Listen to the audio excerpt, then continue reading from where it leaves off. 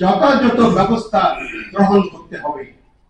সেই যথাযথ ব্যবস্থার মধ্যে আমি দাবি করেছি যে 2000-তে যেখানে একসময় মোগল শাসক আদু খানের ক্যান্টনমেন্ট ছিল লালটিয়ে, সেখানে আবার ক্যান্টনমেন্ট স্থাপন করতে হবে।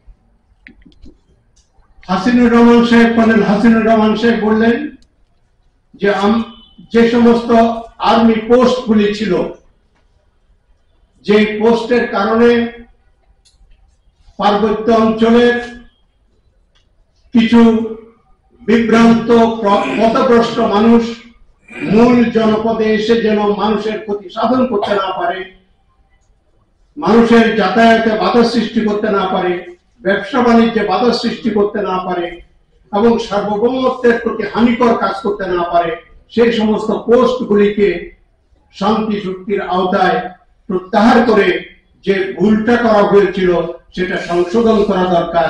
আমি তার সে বক্তব্যকে কায় মনোবাক্যে সমর্থন করছি। আমি দাবি করছি সেই পোস্ট সেনাবাহিনী সেই পোস্টগুলি পুনঃস্থাপন করা হোক এবং রাষ্ট্র আমাদের সার্বভৌমত্ব সুরক্ষায় যথাযথ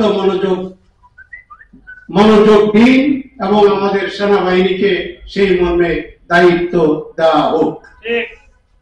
আর যাদের সভারেন্টি জন্য যারা আন্দোলন করেছিলেন তাদেরকে যে অন্যায়ভাবে গ্রেফতার করা হয়েছে, আমি তাদেরকে মুক্তিদানের জন্য দাবি করছি, তাদেরকে আশু মুক্তিদান করা হোক এবং যারা তাদের উপর আক্রমণ পরিচালনা করেছিল সে আক্রমণকারীদের শনাক্ত করে তাদেরকে গ্রেফতার করা হোক।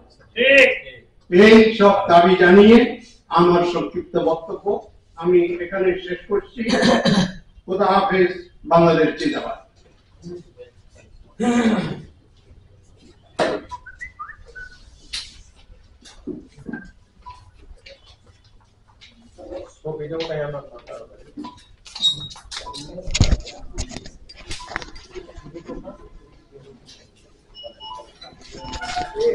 আপনারা দেখতে পাচ্ছেন সার্বভৌমত্ব সুরক্ষা পরিষদ কর্তৃক আয়োজিত আজকে